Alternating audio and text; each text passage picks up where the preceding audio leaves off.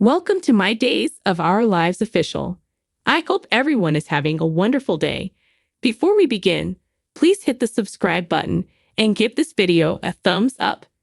When Kate went to the Carver Price home to offer her condolences, Gabi was by himself. "How Miss Channel?" asked Kate. Gabi said, "She's taking it pretty hard." Regarding Paulina, Kate inquired, "She is likewise having a hard time." Gabi said, "She feels terrible for her kid and holds herself responsible for the miscarriage." Kate inquired as to why. Kate was reminded by Gabi that Channel had been exposed to radiation by Paulina. "So she thinks that's the reason that Channel lost the baby?" asked Kate. "Paulina believes that may be the cause." Paulina is still seeking answers in the hospital, according to Gabi. If there was anything Kate could do to assist, she asked. "I'll inform you. I just like having you around," Gabi said. Following their repartee regarding his coffee-making prowess, Kate presented Gabi with a business proposal.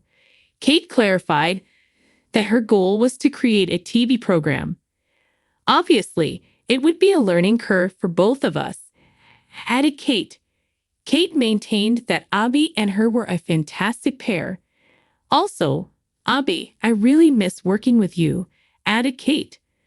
"I also miss it," said Gabi. Kate waved off Gabi's question about a police drama. "How would we top Law and Order?" said Kate. Gabi concurred. "So, what do you have in mind?" Gabi inquired. Will had encouraged Kate and Gabi to choose a passion project. Kate said to Gabi. Gabi eventually admitted that he had grown to love the soap opera body and soul. Kate chuckled. Gabi discussed his passion for the program. Gabi asked Kate what she thought after showing her portions of his favorite soap opera. Kate acknowledged how fascinating the program was. "My only concern is that I read somewhere that soaps are a dying genre," Kate said. Gabi said that several programs copied plots from soap operas.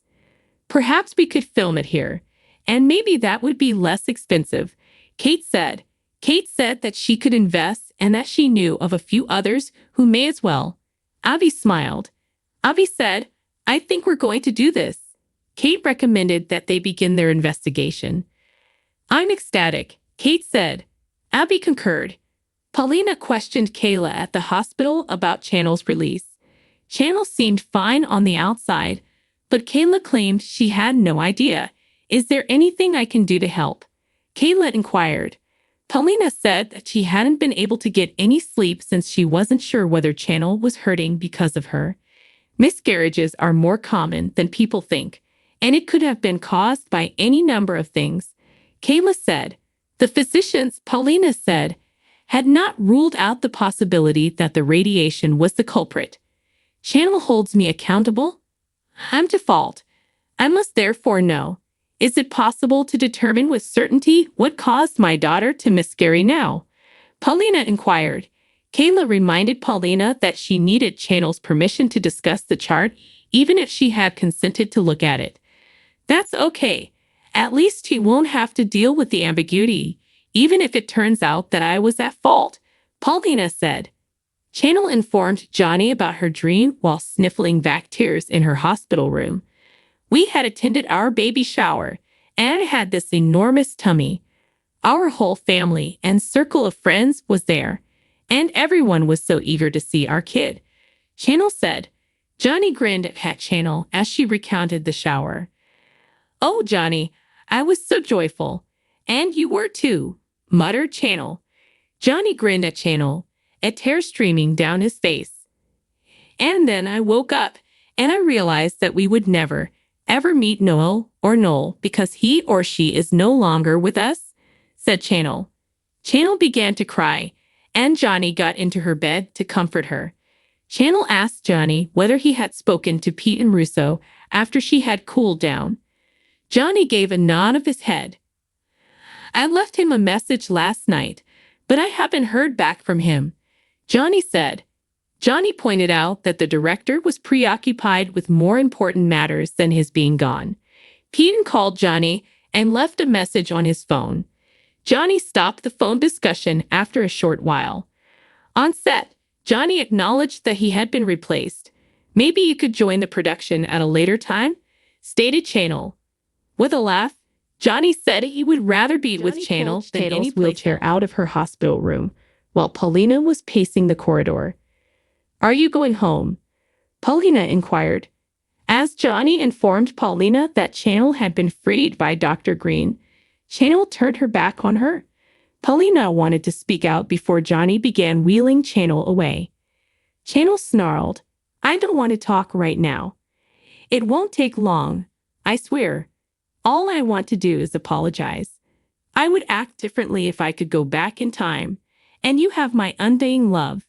Furthermore, I never intended to hurt you or your unborn kid. I understand now if you never forgive me, Paulina said, but even if you do, I will live to regret what I did. Channel requested that Johnny drive her home. Kayla came back, and Johnny began to wheel Channel away. I'm happy I caught you, Channel, Kayla remarked. I was just looking over your lab results, and I think this is something you should know. What did you find out? Channel inquired. Kayla volunteered to speak with Channel alone, but Channel urged her to speak openly. Dr. Green was aware of your worries on the reason for the loss. Thus, he conducted more tests, and the results have just been received, Kayla said. Paulina inquired as to whether radiation exposure was the culprit. It wasn't.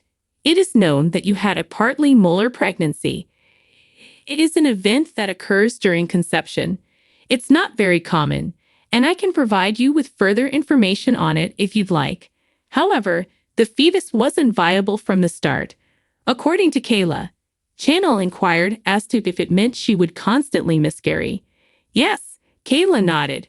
Channel sprang to her feet and gave her mother a hug, tears coursing down her cheeks.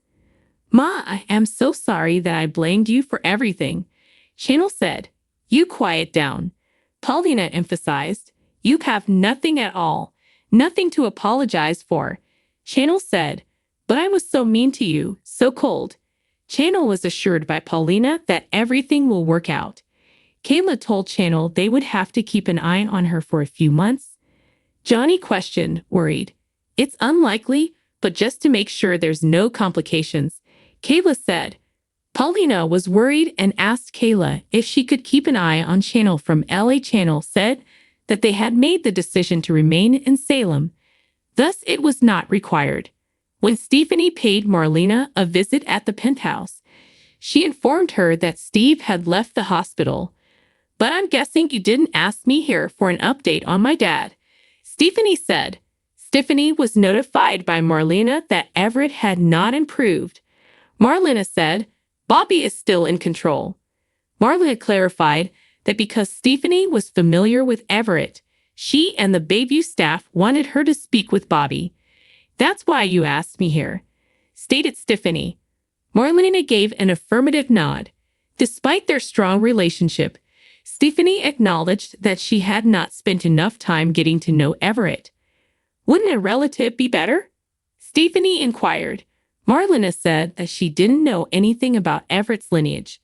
You're our best option right now, Marlena said. Stephanie agreed to assist. Marlena brought up Bobby's explosive nature to Stephanie's attention.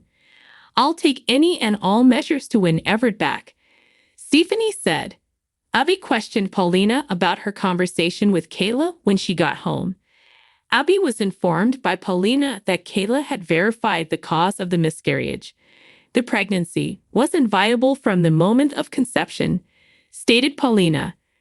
Paulina wasn't at blame, Abby pointed out. Paulina began to weep as she gave Abby a hug.